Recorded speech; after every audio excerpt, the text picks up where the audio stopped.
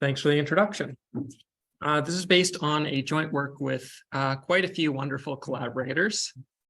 So let's talk a little bit about the motivation. Imagine a world where a company wants to sell software as a subscription service. The company sends the software to the user, and for every month that the user is subscribed, they charge them. Then, when the user wants to unsubscribe, they delete their program and send some certificate of deletion back to the company. Then, if the company keeps charging the client can just prove in court that they did indeed send the deletion certificate to the company. Recently, a related notion called encryption with certified deletion has been studied.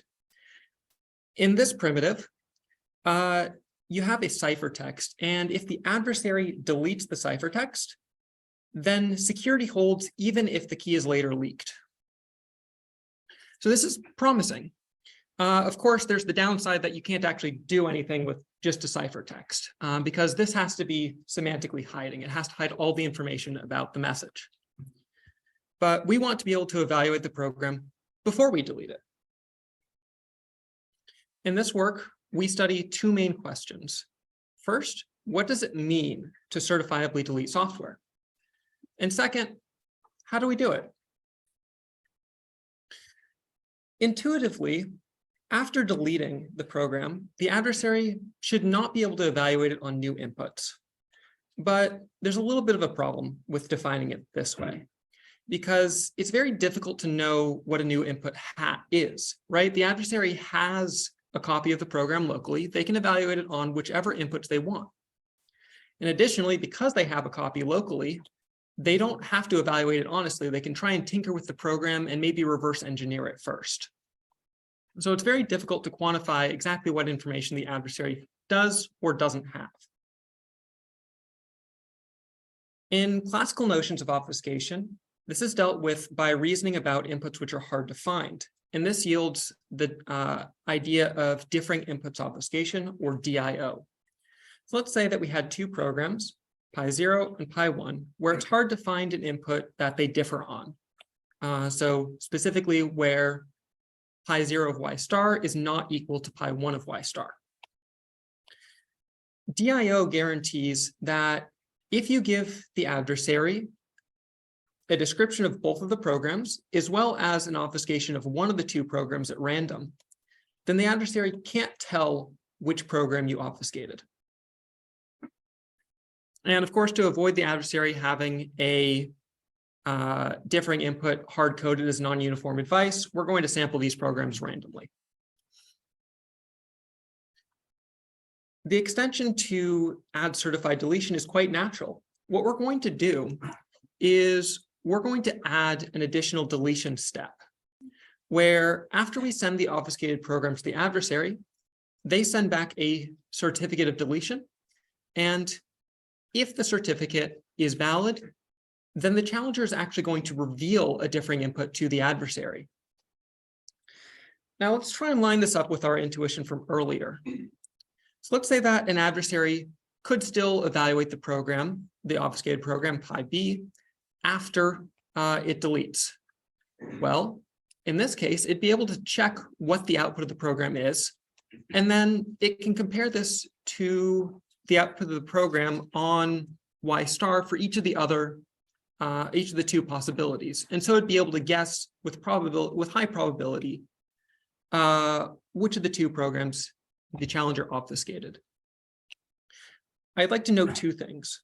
First, this is a strict generalization of DIO. And second, in our full work, we actually achieve a stronger notion of security where the adversary can be unbounded after deletion. But for this talk, I'm just going to focus on the case where the adversary is computationally bounded the whole time. As our main theorem, we show that if post-quantum DIO exists, and if post, yeah? Sure.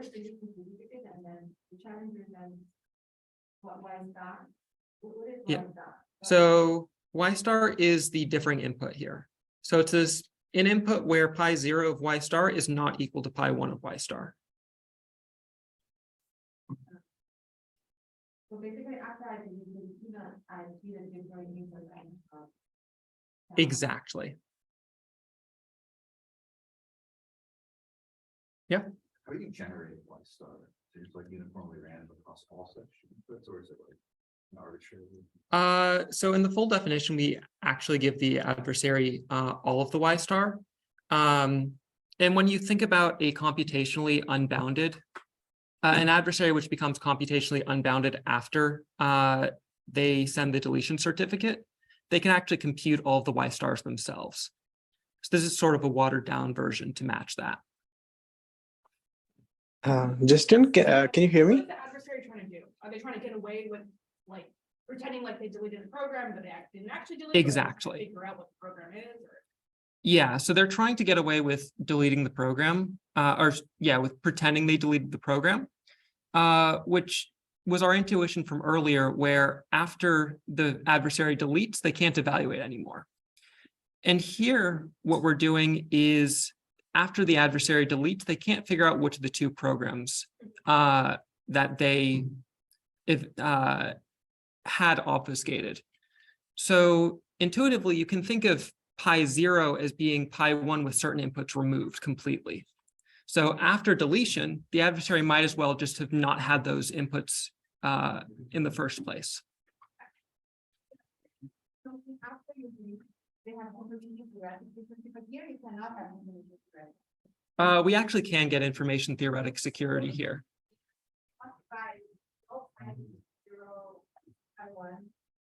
Oh yeah, I guess.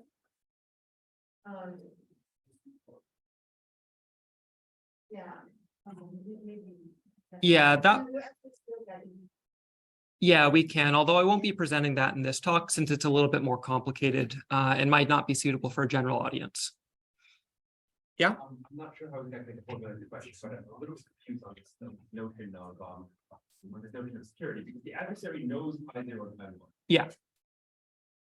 And we know that it is hard to find a Y star such that pi 0 and Y star is not a Y star. Why does the adversary, why should we care whether the adversary has deleted the program? Because pi 0 and pi 1 are already similar. If the adversary has either one of them, that's basically enough to do everything that the adversary could hope to do in pi 0 pi. Right. So the idea here is we want to formulate a game, or we were really interested in the scenario where the adversary only receives an obfuscation of one of them and doesn't receive the two programs. But this definition here gives the adversary strictly more power. So even if it knew that there were these two possible programs, for example, we could have a program which evaluates to 1 on some specific input and 0 everywhere else, and then a program which evaluates to 0 everywhere. Even if the adversary had all of this knowledge, it still couldn't tell. So if it doesn't have this knowledge, clearly it can't tell anyway. Yeah. I'm also curious, why did you study DIO? Because I feel like some earlier work that shows DIO is somehow incompatible with some other something. I mean, there's some more pessimistic results on the existence of DIO. Right. So this is actually getting to my next slide. But we can show this result that assuming DIO, actually, why don't I move on to the next slide and this will answer the question. So if we assume post-quantum DIO, sorry. I'm still not understanding on a fundamental level. So there's some protocol the adversary has to follow, right? Whether or not he deleted the program. Yeah. So I'm not seeing what an honest person who did delete the program, why couldn't someone who didn't delete the program just do that? What on a fundamental level stopping them? Sorry, could you restate that? So whatever someone who actually deleted the program will do, why can't someone who didn't delete the program just do that?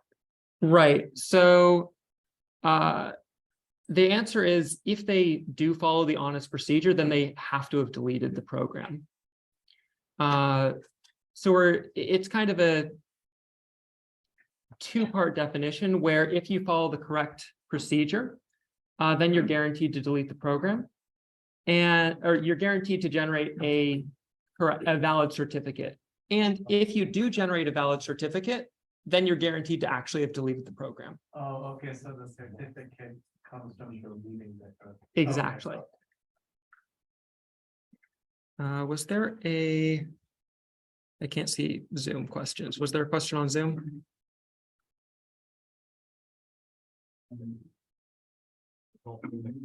Okay, I heard some sort of notification. All right. Yes. If the certificate comes from deleting the program, then what's the point of Y star and which is later to that? Right. So we want to actually guarantee that if you deleted if you have a valid certificate, then you actually have deleted the program. And the way we formalize that you've actually deleted the program is after you delete it, we reveal Y star, and you still shouldn't be able to get any additional information out of the program using Y star. Okay, Does that make sense? I know. Let's go on. Okay. Any other questions about the definition? All right. So assuming DIO for n differing inputs and post-quantum one-way functions, then we show there exists DIO with certified deletion for n differing inputs. Now, Elaine, you asked earlier about the implausibility evidence for DIO. And that applies to general DIO, where we want this to hold for, say, an exponential number of differing inputs. But it turns out that indistinguishability obfuscation implies DIO for a polynomial number of differing inputs. So, and indistinguishability obfuscation is a much more reasonable assumption. But I'm not going to get too far into the difference between those. Yeah. I don't know if you're gonna talk about this now or later, but I assume you need some kind of quantum communication abilities to be able to make this protocol work. Yeah, so we do assume quantum channels are, it's not really a protocol so much as it is the security game that requires quantum communication, right? If I want to send a quantum program to you, then clearly I'm going to need quantum channels to do that. And to formulate the certificate, I mean, any quantum channels too, or is that just not the quantum channel? Actually, our certificates are completely classical. Yeah. So, does it make sense to find it for something like IO where it's only indistinguishable for functions of the equivalent programs, like, so like, does it make sense to define deletion for something like IO without Yeah, you can, except it becomes a little bit odd, right? Because once you delete the program, it doesn't change anything about what you can do with it, right? So intuitively, what you would have if you tried to have a similar definition for IO is after you delete the program, then you information theoretically cannot tell whether you obfuscated pi 0 or pi 1. But since pi 0 and pi 1 are functionally equivalent, there's nothing stopping you from being able to evaluate the whole program anyway after deletion. Yep. Question in the chat. If you restricted your attention to specific DIO families, such as lockable obfuscation, do you get, say, detectable lockable obfuscation from learning errors? Yeah, so in general, if we have, we haven't thought about specific forms of DIO, but in general, if we do have DIO for specific function families, then it should carry over to obfuscation with certified deletion for those function families. So just for the sake of keeping things simple, I'm just going to work with DIO for the rest of this talk. It is a strong assumption, but we can relax it a little bit. Just requires a little bit more background.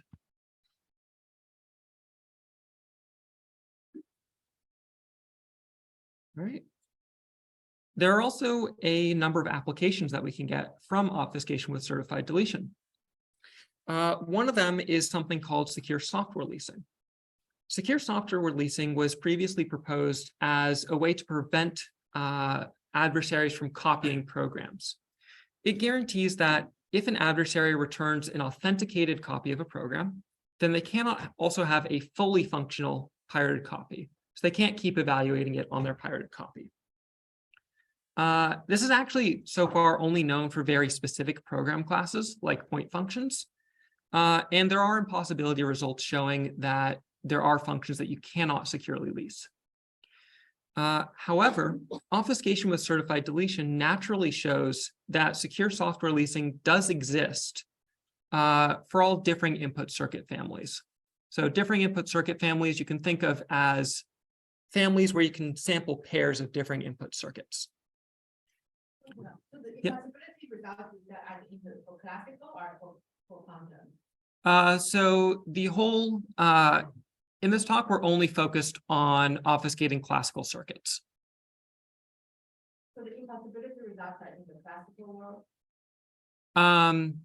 If you have They're in the quantum world because secure copy protection can only really be realized if you have something beyond just classical results, right? Because classically, if I give somebody a hard drive, they can just copy that. But I didn't understand why, like, what does that doesn't contradict the law about the impossibility? Right. So the reason it doesn't contradict is because we're getting it for very specific circuit classes. So they showed that if you have a circuit class where you can actually learn a program given a functionally equivalent copy of it, then that cannot be securely leased.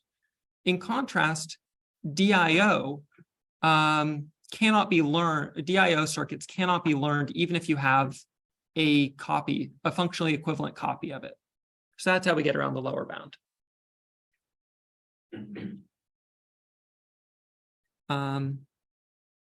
Okay, so just as a very quick sketch of this, to see that DIO implies secure software leasing, what you can do to authenticate a program is you can try to delete it and then check the certificate. And if the certificate is valid, then you know that the program must have been valid in the first place. And specifically, anything that the adversary has left over cannot be used to continue evaluating the program. I'd also like to note that we actually achieve a strong notion of secure software leasing, where the adversary is allowed to do anything it wants to try to evaluate its pirated copy. And in the original definition, the adversary is constrained to only evaluate it using some honest evaluation procedure.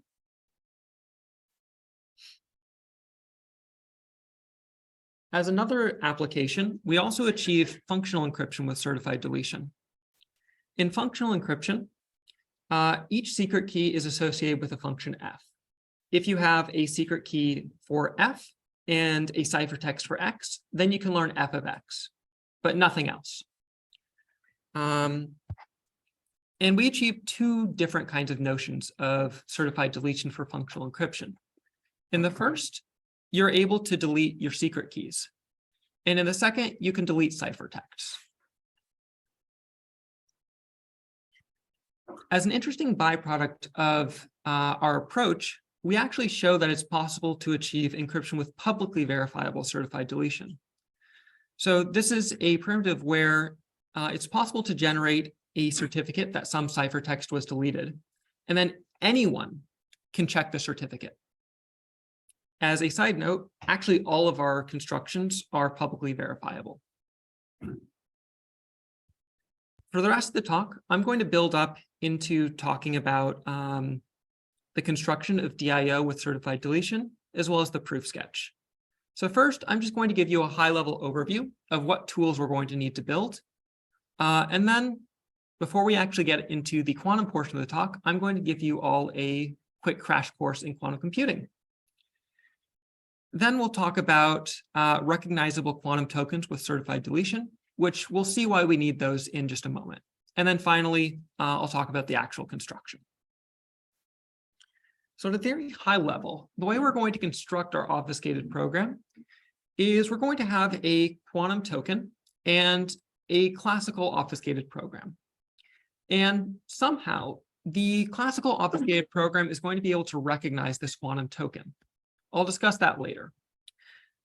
what's going to happen if you want to evaluate an input y is you input the quantum token and your input into the program, and it checks your token, and if the token is valid, it evaluates the program. On the other hand, if you input an invalid token, then the program will see this and just output error. So this means that in order to construct DIO with certified deletion, we're going to somehow want quantum tokens, which can be both recognized and certifiably deleted. But before we get into that, I need to teach you all about quantum computing. So the first thing to know is how a quantum state looks. Sorry, forgot to hide that slide. Just change the title. So the how a quantum state looks is a quantum state is defined in terms of a basis. And we can just index this basis by bit strings of length n. And a quantum state is just a linear combination of these basis states. And they're normalized that it lies on the unit hypersphere. So for example, we see over here a state that lies in between the basis states 0 and 1. So it's kind of halfway in between them. And this is what's known as a superposition, which is when you are a mix of basis vectors. A useful fact about quantum computing is that operations are linear. So to evaluate some circuit on your state, all you have to do is evaluate it on each of the basis states and then scale the result accordingly. Of course, if you actually compute it, this step is all done at once. This is just for if you want to analyze it. The next thing to know is how to get information out of a quantum state. And the answer to this is you measure it. Measurements are always done with respect to a basis, and they always return one of the basis elements. When measuring a state, the state's going to collapse to whatever the measured result is. So it'll become a basis element.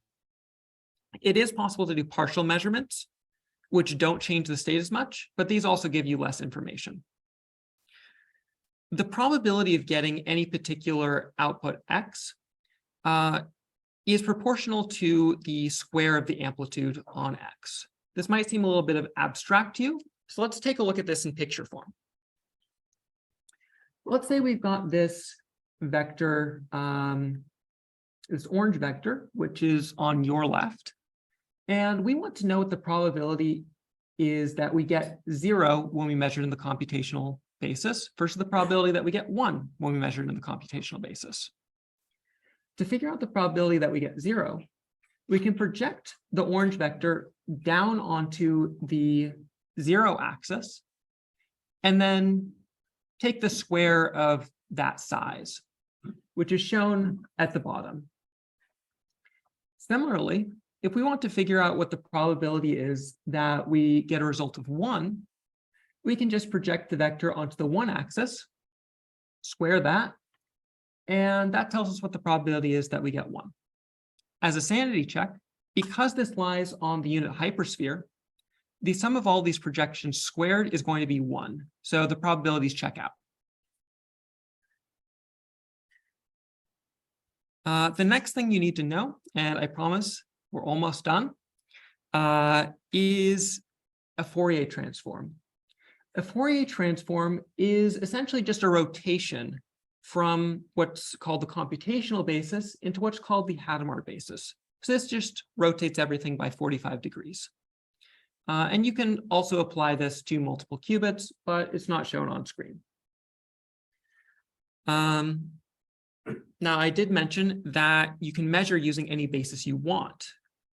And there's a simple trick, actually, to be able to do that and represent it just in terms of the computational basis. So to measure something in the Hadamard basis, you perform a Fourier transform in order to change the basis. You measure the resulting state in the computational basis, and you get some result. And then you can switch your state, undo the change of basis to put your state back in whatever there is, back in the correct basis. So here, if you get a result of X, the final outcome of the state is going to be X represented, or X rotated into the Hadamard basis.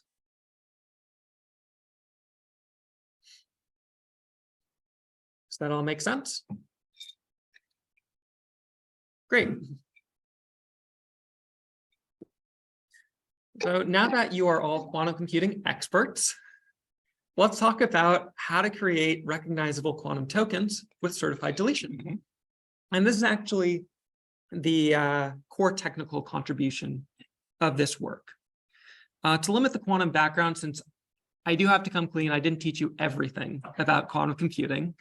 I'm only going to discuss the statement and a little bit of motivation, but I won't discuss the proof.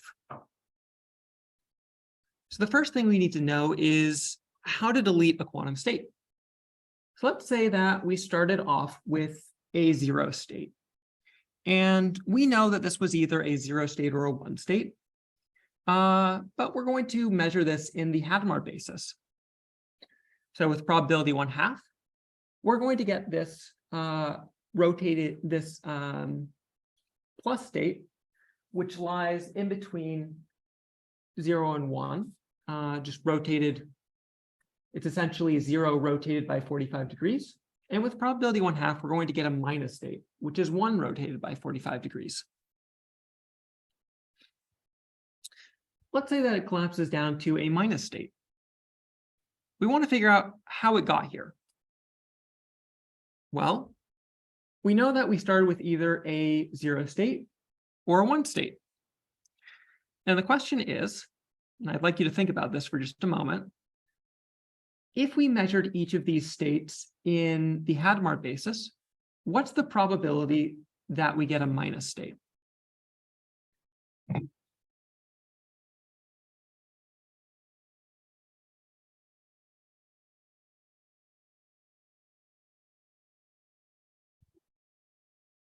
It turns out that the probability that we get a minus state is the same for both of them. It's always 1/2.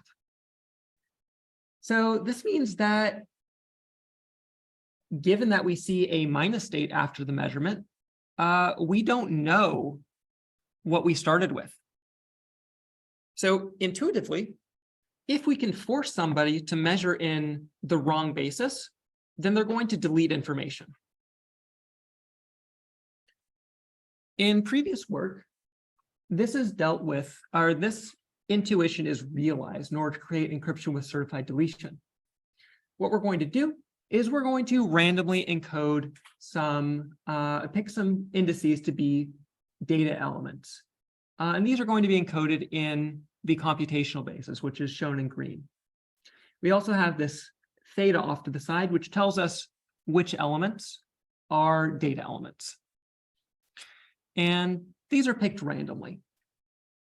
The other indices are going to be check indices, where these are encoded in the Hadamard basis. So in particular, if we measured these check indices in the Hadamard basis, we know what the result should be. So if we want to check that the adversary actually measured something in the Hadamard basis, we can just look at what the measurement results were for the check indices. And since the check indices are randomly scattered, if all of them match what we expect, then we know that with very high probability, the adversary must have measured almost all of the indices in the Hadamard basis, which will delete every computational basis vector that they measured, all the data indices. So this means that if we want to figure out some bit that the adversary doesn't have, we can just apply a randomness extractor to the data indices and then use this maybe as a one-time pad. And I'd like to note that this works even if we later reveal which indices are data indices and which indices are check indices to the adversary, as long as they just give their deletion certificate first. In a later work by Bartusek and Karana, they added the ability to commit to the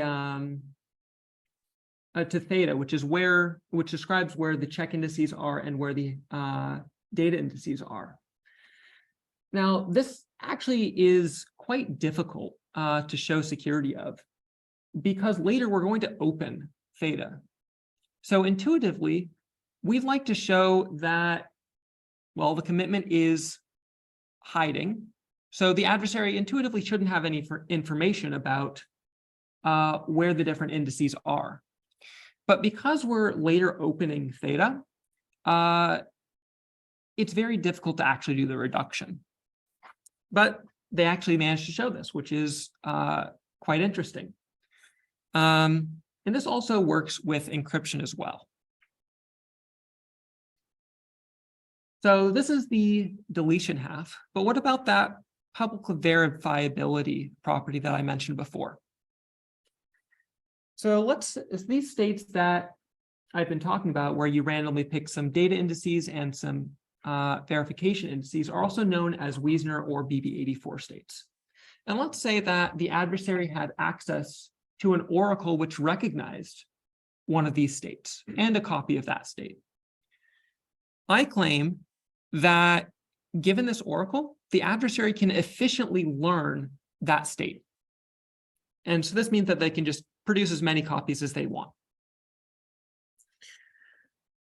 So what the adversary is going to do first is they're going to just put the first qubit off to the side.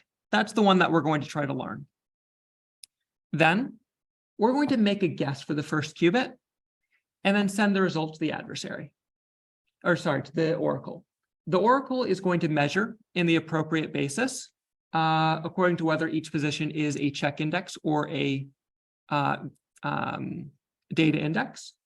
And if it gets if all the results match what it is expecting, then it's going to accept, and otherwise it'll reject. So on screen, because the adversary guessed incorrectly, but in the correct basis, the oracle will always reject, because it's always going to get a result of 1 when it was expecting 0. Of course, if the adversary guesses in the wrong basis, then the oracle will reject with probability 1/2 and accept with probability 1/2. And this doesn't actually disturb the rest of the state, because all of those were measured in the correct basis. So this means that by repeating these guesses multiple times, with very high probability, you can learn what the first qubit is. And then you can just do this for the rest of them. So unfortunately, Weisner states don't have this public verifiability property.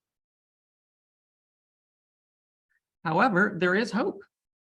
Previous works have shown that something called a random Coset state does have some resilience against membership oracles.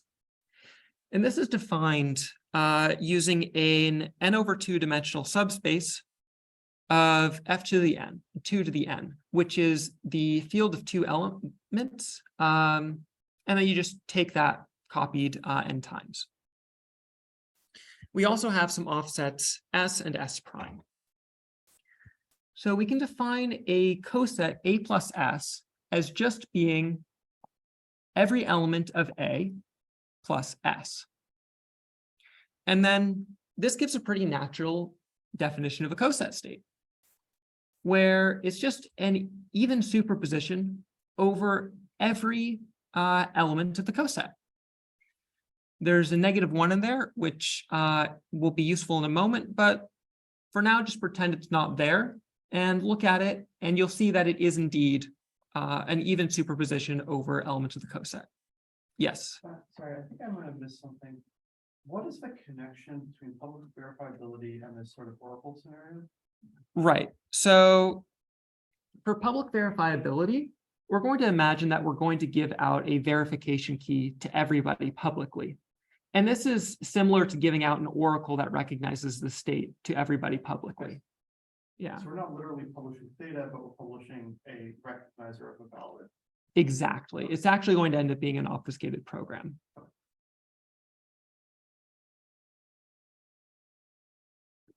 Okay, so we know what happens if we look at this in the computational basis. But what would happen if we looked at this in the Hadamard basis? What does it look like there? And for that, we're going to need what's called the dual coset, which is going to be A perp plus S prime. A perp is just the space of all elements which are orthogonal to every element in A. And we can define the coset similarly, where it's every element of A perp plus S prime. Then it turns out that in the Hadamard basis, the coset state is just an even superposition over each element of the dual coset.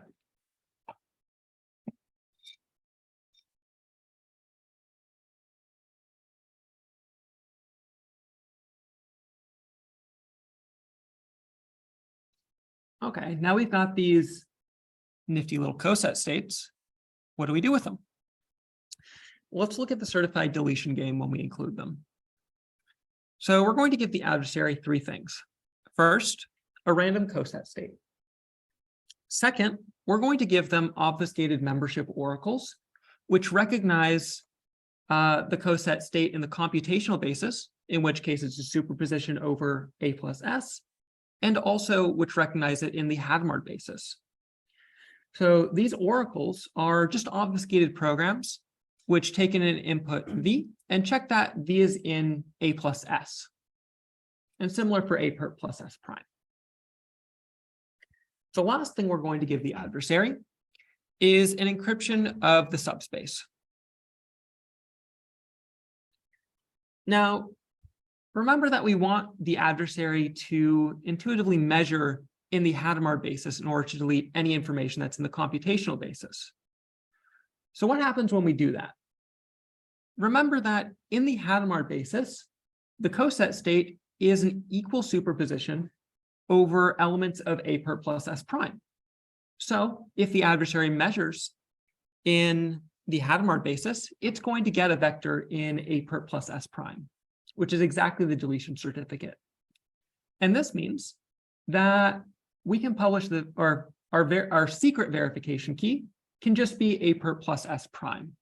And if we want to make this public, then we can just obfuscate the program which recognizes A perp plus S prime. So now that the adversary has given us a deletion certificate, we can actually reveal the key K, which reveals what the subspace is. And the adversary is going to try to guess the parity of some canonical element of A plus S. The reason we have to use a canonical element is because there's many elements of A plus S. So we're just going to pick one and use that to to define hiding. And as our main theorem for this section, we show that in this game, the adversary cannot guess the parity of the canonical element much better than just randomly guessing, in which case it would guess it with probability 1/2.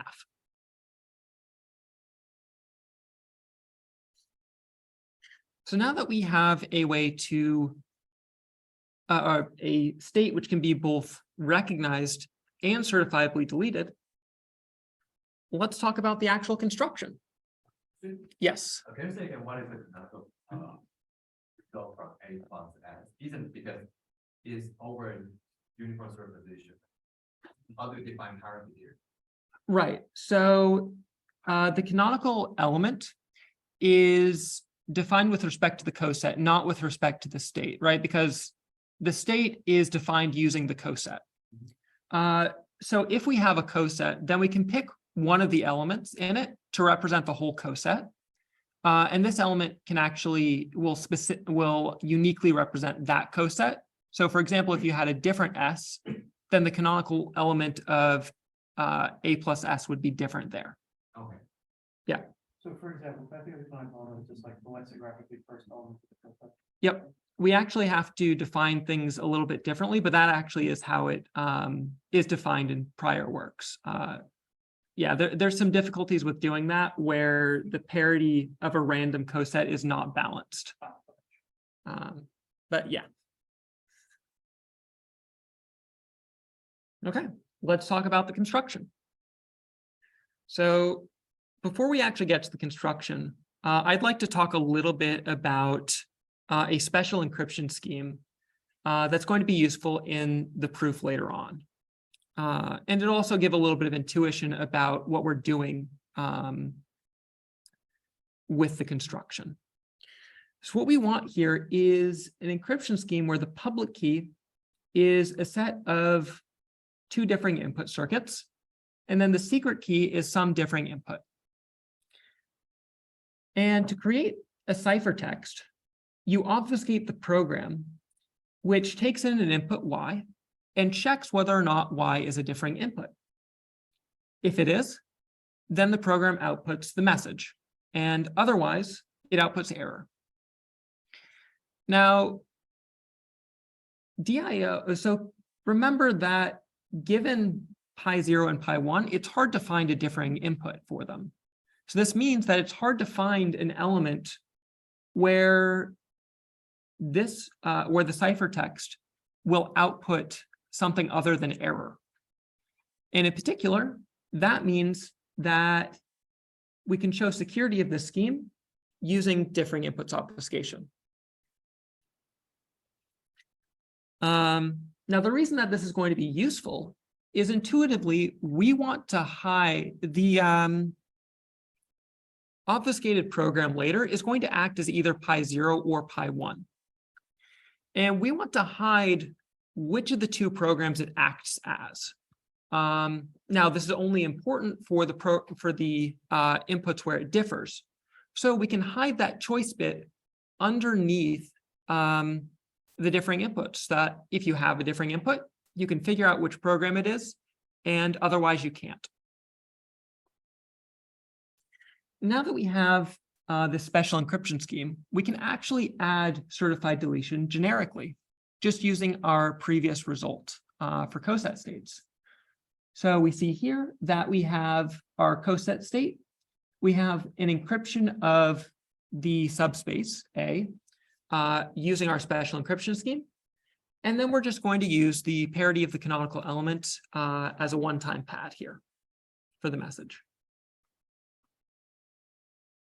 All right, now we're actually ready for the construction. So as I mentioned before, the construction is going to consist of a coset state or some token and a classical obfuscated program. The classical obfuscated program is going to have three things hard-coded. Well, a few more, but these are the three things that I'd like to draw your attention to. First, it's going to have a choice bit, which tells it which program to evaluate. Second, it's going to have a program C0 and a program C1. On input V, and whichever input you want to evaluate Y, the program is going to check that V lies within A plus S. And if it does, then it evaluates whichever of the two circuits is specified by the choice bit. And if you input an invalid V, then it just outputs error. Now, you might be wondering, we have a coset state, we have this program, how do we get V? And the trick to that is to remember that the coset state in the computational basis is an equal superposition over elements of A plus S. So this means that if we measure it in the computational basis, then we're going to get a valid V. And through some quantum tricks, you can actually do this without disturbing the state. But you do have to be a little bit careful. Okay, now let's remember what the security definition was. We gave the adversary a description of each of the programs, and then obfuscate one of the two programs at random. The adversary is going to delete, which in this case is just going to be deleting the Coset state.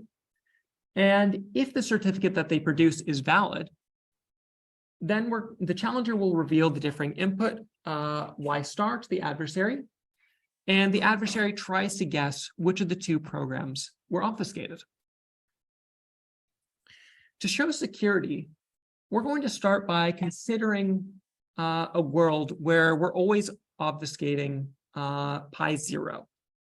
And then over a series of steps called hybrids, we're going to modify this obfuscation into an obfuscation of pi 1. And so in each of these hybrids, we'll still be playing the full deletion game. And we're going to argue that as we go take each step, the adversary's guessing distribution stays the same. So if it guesses the same thing for both pi 0 and pi 1, it might as well have just guessed randomly. Let's zoom in a little bit on the obfuscation. So this is just what I had on the previous slide, and is the original construction where I've plugged in pi 0. The first thing we're going to do is we're going to take a step where we change C1 to be pi 1 instead of pi 0. Now I'd like to note that the program never actually uses C1. So this doesn't change the input-output behavior of the program. In particular, this means that the program in that blue box is the same, or is functionally equivalent, has 0 differing inputs to the program from the previous hybrid. So this means that we can show that the adversary's guess does not change by using the security of differing inputs obfuscation with 0 differing inputs, which is just indistinguishability obfuscation. Our next hybrid is a little bit more complicated, because intuitively, what we want to do next is we want to switch D, that choice bit. So what we're going to do is we're going to encrypt D using our special encryption scheme. And as a reminder, in our special encryption scheme, the public key is the 2 differing input circuits, and the secret key is a differing input.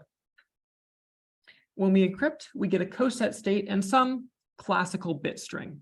That's the classical part of the ciphertext.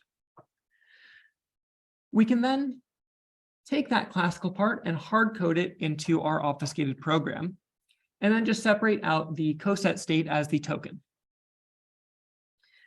You may have noticed that the program changed a little bit from the last slide. So what we're going to do is we're going to check V the same way as before, and then we're going to attempt to decrypt that ciphertext using the input Y and whatever V was. So remember that V is just supposed to be a measurement of A sub S comma S prime. If you have a valid differing input, then decryption will succeed, and otherwise it's going to fail. So if decryption succeeds, then we're just going to evaluate whichever of the 2 circuits, we're going to evaluate the circuit that is specified by the decrypted choice bit, and otherwise we're just going to evaluate C0. So I'd like to note that because D equals 0, in both cases, we're just evaluating C0. So this means that the input-output behavior of the program doesn't change. And again, we can reduce to the security of differing inputs obfuscation with 0 differing inputs. So now that we've encrypted D, we can switch it. And remember that the security for our encryption scheme guarantees that after the ciphertext is deleted, which is the Coset state, or which means deleting the Coset state, then even if we reveal the secret key, Y star, the adversary can't tell what this encrypted message was. And I'd like to note that this holds even if we do have access to a program which can recognize elements in A plus S, just as this program does. So this means that we can reduce the security here to the security of, to the certified deletion security of our special encryption scheme. And I'd like to note that when you input a differing input, then the program's going to output, it'll decrypt D properly, and it'll output an evaluation of pi1. And if you input something that's not a differing input, then it doesn't matter which of the two programs you evaluate, because they always evaluate to the same thing. So in effect, this program behaves like it always evaluates pi1. And that means that we can switch back to our original form, where we're always just evaluating C1, which is pi1. And again, security reduces to the security to indistinguishability obfuscation, or differing inputs obfuscation with 0 differing inputs. We're almost done. So now that we're not using C0, we can just swap it to being pi1. And again, this doesn't change the input-output behavior of the program. So security reduces to IO. And finally, because both C0 and C1 are the same, it doesn't matter which one of the two we evaluate, so we can switch our choice bit back to 0. And this is exactly our original obfuscation for pi1. And now, if we zoom out again, we see that we showed that if we gave the adversary an obfuscation of pi1, and then we do the certified deletion game, the adversary has to guess essentially the same B prime as it did for if we had obfuscated pi0. So it might as well have guessed randomly. Thanks for listening. And if you're interested in seeing the full results, please see our ePrint or ask me any questions.